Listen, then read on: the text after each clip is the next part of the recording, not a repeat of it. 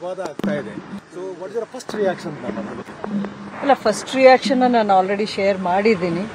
ಇಲ್ಲಿ ಹ್ಯಾಂಡಲ್ ಮಾಡಿರೋ ಒಂದು ರೀತಿ ತುಂಬಾ ಎಡವಟ್ಟು ಆಗಿದೆ. ಯಾಕೆಂತಂದ್ರೆ ಒಂದು 6 ದಿನಗಳ ಕಾಲ ಧ್ವಜವನ್ನ ಹಾಗೆ ಬಿಟ್ಟು ಆವಾಗಲೇ ನೀವು ಅವ್ರಿಗೆ ಒಂದು ಆ ಮಾತನ್ನ ಹೇಳಿ ಇದಕ್ಕೆ ಅಲೌಡ್ ಇಲ್ಲ, ಪರ್ಮಿಷನ್ ಇಲ್ಲ ಅನ್ನುವಂಥ ಮಾತನ್ನ ಒಳ್ಳೆಯ ರೀತಿಯಲ್ಲಿ ಹೇಳಿದ್ರೆ ಇಷ್ಟು ವಿವಾದ ಆಗ್ತಿರ್ಲಿಲ್ಲ. ಬಟ್ ನೀವು ಏಕಾಏಕಿ ಯಾರಿಗೂ ಹೇಳ್ದೇನೆ ಸಡನ್ ಆಗಿ ಯಾರೋ ಹೇಳಿದ್ರು, ಯಾರೋ ಪ್ರೆಷರ್ ಮಾಡಿದ್ರು ಅನ್ನೋ ಕಾರಣಕ್ಕೆ ನೀವು ಜಿಲ್ಲಾಡಳಿತವು ತಪ್ಪು ಮಾಡಿದೆ. ಬಟ್ ಮೇನ್ಲಿ ಅವ್ರಿಗೆ ಯಾರು ಸೂಚನೆ ಕೊಟ್ಟಿದ್ದಾರೆ ಅವ್ರದ್ದು ಇದು ಬ್ಲೇಮ್ ತಗೊಳ್ಬೇಕಾಗತ್ತೆ. ಸೊ ಅನಗತ್ಯವಾಗಿ ಶಾಂತಿ ಕದಡುವಂತ ಪ್ರಯತ್ನ ಸರ್ಕಾರ ನೋಡಿ, ಅಲ್ಲಿ ಬೆಂಬಲಿಗರು ಇಲ್ಲಿ ಶಾಂತಿ ಕದಡುವಂತ ಪ್ರಯತ್ನ ಮಾಡ್ತಾರೆ, ಸಿಎಂ ಹೇಳ್ತಿದ್ದಾರೆ. ಅಲ್ಲ, ಈಗ ಆರೋಪ ಪ್ರತ್ಯಾರೋಪ ಪ್ರತಿ ಒಂದು ಪಕ್ಷದಲ್ಲೂ ಹಾಗೆ ಆಗತ್ತೆ. ಅದ್ರ ಬಗ್ಗೆ ನಾನು ಹೆಚ್ಚಾಗಿ I don't want to say anything. ಆದ್ರೆ ಇಲ್ಲಿ ನಡೆದಿರೋ ಫ್ಯಾಕ್ಟ್ಸ್ ಏನಿದೆ ಅದಕ್ಕೆ ಫಸ್ಟ್ ಒಂದು ಲಿಖಿತವಾಗಿ ಕೊಡದೇ ಇದ್ರೂನು ಒಂದು ಇನ್ಫಾರ್ಮಲ್ ಆಗಿ ಒಪ್ಪಿಗೆ ಇತ್ತು. ಇಲ್ಲಾಂದ್ರೆ 6 ದಿನಗಳ ಕಾಲ ಏನಕ್ಕೆ ಬಿಡಬೇಕು? ಈ ಆಕ್ಷನ್ ನ ಫಸ್ಟ್ ಡೇನೆ ಅವ್ರು ಹಾಕೋಕ್ ಮೊದ್ಲೇನೆ ಬಂದು ಇಲ್ಲ ಇದಕ್ಕೆ ಪರ್ಮಿಷನ್ ಇಲ್ಲ ಅನ್ನೋಂತ ವಿಷಯವನ್ನ ಅವ್ರು ಹೇಳ್ಬೋದಾಗಿತ್ತು. ಅದನ್ನ ಹೇಳಲಿಲ್ಲ. ಅಲ್ಲಿಗೆ ನಿಮ್ಗೆ ಫಸ್ಟ್ ಗೊತ್ತಾಗ್ಬೇಕು. ಅದು ಇನ್ಫಾರ್ಮಲಿ ಅದಕ್ಕೆ ಒಂದು ಅಲೌಡ್ ಇತ್ತು. ಅದರಿಂದ ಯಾರಿಗೂ ಏನು ತೊಂದರೆನೂ ಆಗಿಲ್ಲ, ಯಾರು ಏನು ಅದರ ಬಗ್ಗೆ ಕಂಪ್ಲೇಂಟು ಮಾಡಿಲ್ಲ. ಇವ್ರು ಯಾಕೆ ಸ್ವಯಂ ಪ್ರೇರಿತರಾಗಿ ಯಾಕೆ ಹೋಗಿ ಅಕ್ರಮ ತಗೊಂಡ್ರು? ಇವ್ರು ಹೋಗಿ ಅಲ್ಲಿ ಆ ಸ್ಥಳೀಯರ ಒಂದು ಆ ಮುಖಂಡರು ಇರ್ತಾರೆ, ಆ ಟ್ರಸ್ಟ್ನವ್ರು ಇರ್ತಾರೆ, ಅವ್ರನ್ನ ಕರೆದು ಒಳ್ಳೆ ಮಾತಲ್ಲಿ ಮಾಡಬಹುದಾಗಿತ್ತಲ್ವಾ? ಸಿ, ಯು ಕಾಂಟ್ ಫೋರ್ಸಬ್ಲಿ ಒಂದು ಭಾವನೆಗಳಿಗೆ ಧಕ್ಕೆ ತರುವಂತ ಸೆನ್ಸಿಟಿವ್ ವಿಷಯನ ಈ ರೀತಿ ಇನ್ಸೆನ್ಸಿಟಿವ್ ಆಗಿ ನೀವು ಕ್ರಮ ತಗೊಂಡ್ರೆ ಖಂಡಿತ ಜನ ಈ ರೀತಿ ಎದ್ದು ಬಿಡ್ತಾರೆ. ಈಗ ಕುಮಾರಸ್ವಾಮಿ ನೇತೃತ್ವದಲ್ಲಿ ನಿನ್ನೆ ಪ್ರತಿಭಟನೆಗಳಾಗಿದೆ. ಈ ಮೈತ್ರಿ ಪಕ್ಷದ ನಾಯಕರೆಲ್ಲ ಭಾಗವಹಿಸಿದ್ರು. ದೊಡ್ಡ ಮಟ್ಟದ ಕಲ್ಲು ತೂರಾಟ, ಫ್ಲೆಕ್ಸ್ಗಳು ಹರಿತಕ್ಕಂಥ ಡೆವಲಪ್ಮೆಂಟ್ ಆಗಿದೆ ನಮ್ಮಲ್ಲಿ. ನೋಡಿ, ಇದನ್ನೇ ನಾನು ಹೇಳಿ, ಇದೆಲ್ಲ ಅಂದ್ರೆ ಒಂದು ಲೇಟರ್ ರಿಯಾಕ್ಟಿವ್ ಆಗಿ ಬರುವಂತ ನಡೆಯುವಂತ ಸಂಘಟನೆಗಳು. ನಾನು ಹೇಳೋದು ನೀವು ಪ್ರಿವೆಂಟ್ ಮಾಡಬೇಕಾಗಿತ್ತು ಇದನ್ನ. ತಪ್ಪು ಫಸ್ಟ್ ತಪ್ಪು ಯಾರು ಮಾಡಿದ್ದಾರೆ ಅವರೇ ಇದನ್ನ ಸರಿಪಡಿಸಬೇಕು. ನೀವು ಇವಾಗ ಕುತ್ಕೊಂಡು ನಾವು ಬ್ಲೇಮ್ ಮಾಡ್ತೀವಿ ಅಂದ್ರೆ ಅದರಿಂದ ಇನ್ನೂ ಆ ಪರಿಸ್ಥಿತಿ ಇನ್ನೂ ಕೆಟ್ಟದೇ ಆಗತ್ತೆ ಹೊರತು ಅದನ್ನ ಉಪಶಮನ ಯಾವ ರೀತಿ ಮಾಡ್ತೀರಾ ಅನ್ನೋದನ್ನ ನೋಡ್ಬೇಕು ಇಂಥ ಸಮಯದಲ್ಲಿ. ಆರೋಪ ಇದೆ, ಅದಕ್ಕೆ ಪ್ರೂಫ್ ಇಲ್ಲ. ಸೊ ಪ್ರೂಫ್ ಇಲ್ಲದೆ ಮಾತಾಡಕ್ ನನ್ಗೆ ಇಷ್ಟ ಇಲ್ಲ. ಬಟ್ ಎಲ್ಲರೂ ಅದನ್ನೇ ಹೇಳ್ತಾ ಇದ್ದಾರೆ. ಶಾಸಕರೇ ಇದನ್ನ ಈ ರೀತಿ ತೆರವುಗೊಳಿಸಿ ಅನ್ನೋಂತ ಡೈರೆಕ್ಷನ್ ಕೊಟ್ರು ಒಂದು ಪ್ರೆಷರ್ ಅಲ್ಲಿ ಅಂತ ಹೇಳ್ತಾ ಇದ್ದಾರೆ. ಇದು ಮೇಡಮ್, ಪರ್ಮಿಷನ್ ರಾಷ್ಟ್ರಧ್ವಜ ಹಾಕಲಿಕ್ಕೆ, ಕನ್ನಡ ಧ್ವಜ ಹಾಕಲಿಕ್ಕೆ ಪರ್ಮಿಷನ್ ಅನುಮತಿ ಪಡ್ಕೊಂಡಿದ್ರು. ಆದರೆ ಅದೇ ಅಂದ್ರೆ ಹನುಮ ಧ್ವಜ ಹಾಕುವ ಪ್ರಯತ್ನಗಳು ಆಯ್ತು.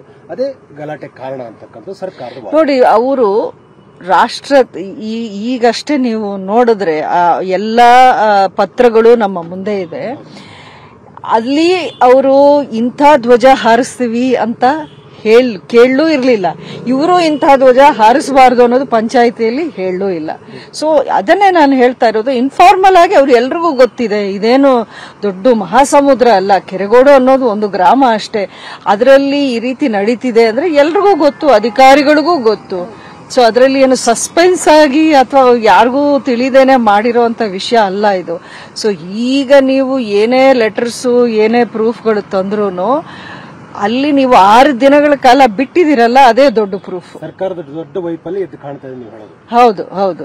ಈಗ ತಾವಲ್ಲಿ ಭೇಟಿ ಕೊಡ್ತೀರಾ ಮೇಡಮ್? ಉದ್ಯೋಗನ ಆಗಿರ್ತಕ್ಕಂಥ ಪ್ರದೇಶಕ್ಕೆ ಕೆರಗೋಡು ಹೋಗ್ತೀರಾ? ಇಲ್ಲ, ಈಗ ಮತ್ತೆ ಇನ್ನೊಂದಷ್ಟು ಅವ್ರನ್ನ ಪ್ರವೋಕ್ ಮಾಡೋದು, ಇನ್ಸ್ಟಿಗೇಟ್ ಮಾಡೋದು ಅಥವಾ ರಾಜಕೀಯವಾಗಿ ನಾನು ಹೋಗಿ ಅಲ್ಲಿ ಕಾಣಿಸ್ಕೋಬೇಕು ಅನ್ನೋ ಏನಿಲ್ಲ. ಅಲ್ಲಿ ಲಾ ಅಂಡ್ ಆರ್ಡರ್ ಒಂದು ಪ್ರಾಬ್ಲಮ್ ಆಗಿದೆ. ಅದನ್ನ ಅಡ್ಮಿನಿಸ್ಟ್ರೇಷನ್ಗೆ ನಾನು ಮಾತಾಡಿದ್ದೀನಿ. SP ಅವ್ರಿಗೂ DC ಅವ್ರಿಗೂ ನಾನು ನಿನ್ನೆನೆ ಮಾತಾಡಿದ್ದೆ.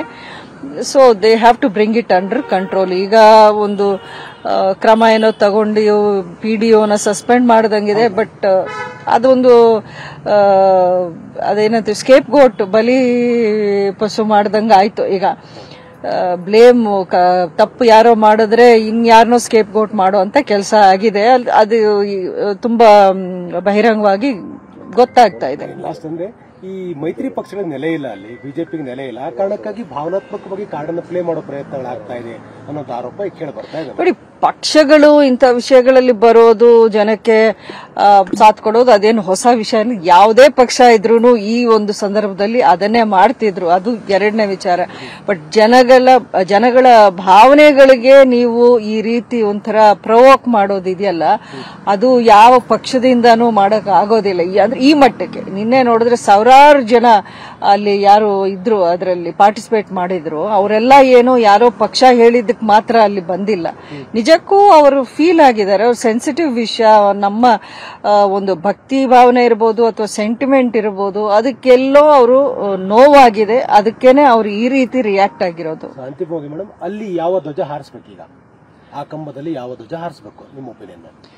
ನೋಡಿ, ಈ ಕಂಬದಲ್ಲಿ ಅವರು ಎಲ್ಲರ ಹತ್ರನೂ ಹಣ ಶೇಖರಣೆ ಮಾಡಿ ಆ ಧ್ವಜವನ್ನು ಕಟ್ಟಿದ್ದು ಅವರು ಇದೇ ಕಾರಣಕ್ಕೆ. ಅದು ಅಂದ್ರೆ ಹನುಮಾನ್ ಧ್ವಜಕ್ಕೋಸ್ಕರ. ಇಲ್ಲಾಂದ್ರೆ ನೀವು ರಾಷ್ಟ್ರಧ್ವಜ ಅಂದ್ರೆ ಅದಕ್ಕೆ ಅವರು ಎಲ್ಲಾ ಕಡೆನೂ ಏನೋ ದುಡ್ಡು ಕಲೆಕ್ಟ್ ಮಾಡಿಬಿಟ್ಟು ಅದನ್ನ ರಾಮನ ಪ್ರತಿಷ್ಠಾಪನೆ ನಡೆಯುವಂತ ಟೈಮಲ್ಲೇ ಮಾಡಬೇಕು ಅನ್ನೋದೇನಿಲ್ಲ. ಈಗ ಪ್ರತಿಯೊಂದು ಮನೆಯಲ್ಲೂ ನಾವು ನ್ಯಾಷನಲ್ ಫ್ಲಾಗ್ನ ನಾವು ಹಾರಿಸಬಹುದು, ಅದಕ್ಕೇನು ಈಗ ಪರ್ಮಿಷನ್ ಇದೆ, ನಮ್ಮೆಲ್ರಿಗೂ ಇದೆ. ಸೊ ಹಾಗಾಗಿ ಅದರ ಉದ್ದೇಶ ಏನು ಅಂತ ನಿಮ್ಗೆ ಅದ್ರ ಸ್ಪಷ್ಟವಾಗಿ ಗೊತ್ತಾಗ್ತಾ ಇದೆ. ಈಗ ನೀವು ಏನೇ ಮಾಡಿದ್ರು, ಸಪೋಸ್ ಇದು ನಿಜಕ್ಕೂ ನಿಯಮಗಳ ಉಲ್ಲಂಘನೆ ಅನ್ನೋದು ತುಂಬಾ ನೀವು ಗಂಭೀರವಾಗಿ ಈ ವಿಷಯವನ್ನು ತಗೊಳ್ಳೋದಾದ್ರೆ ಸ್ಥಳೀಯರ ಒಂದು ಅವ್ರನ್ನ ವಿಶ್ವಾಸಕ್ಕೆ ತಗೊಂಡು ಅವ್ರೇನಂತಾರೆ ಅದರ ಪ್ರಕಾರ ನಡ್ಕೋಬೇಕೆ ಹೊರತು ನೀವು ಒಂಥರ ಏನೋ ಅನ್ಡೆಮೋಕ್ರಾಟಿಕ್ ವೇ ಅಲ್ಲಿ ಒಂದು ಡಿಕ್ಟೇಟರ್ಶಿಪ್ ತರ ಹೋಗಿ ಅಲ್ಲೇನೋ ಬಲವಂತವಾಗಿ ಕ್ರಮ ತಗೊಳ್ಳೋದು ಸರಿಯಲ್ಲ. ಅನುಕ್ಷಣದ ಸುದ್ದಿಗಳಿಗಾಗಿ ವಿಸ್ತಾರ ನ್ಯೂಸ್ ಯೂಟ್ಯೂಬ್ ಚಾನೆಲ್ ಸಬ್ಸ್ಕ್ರೈಬ್ ಮಾಡಿ. ಹೊಸ ಸುದ್ದಿಗಳ ನೋಟಿಫಿಕೇಶನ್ಗಾಗಿ ಬೆಲ್ ಐಕಾನ್ ಕ್ಲಿಕ್ ಮಾಡಿ. ಲೇಟೆಸ್ಟ್ ಅಪ್ಡೇಟ್ಸ್ಗಾಗಿ www.vistaranews.com ವೆಬ್ಸೈಟ್ಗೆ ವಿಸಿಟ್ ಮಾಡಿ. ಅಂಗೈಯಲ್ಲೇ ಜಗತ್ತಿನ ಸುದ್ದಿ ತಿಳಿಯಲು ವಿಸ್ತಾರ ನ್ಯೂಸ್ ಕನ್ನಡ ಆಪ್ ಡೌನ್ಲೋಡ್ ಮಾಡಿ.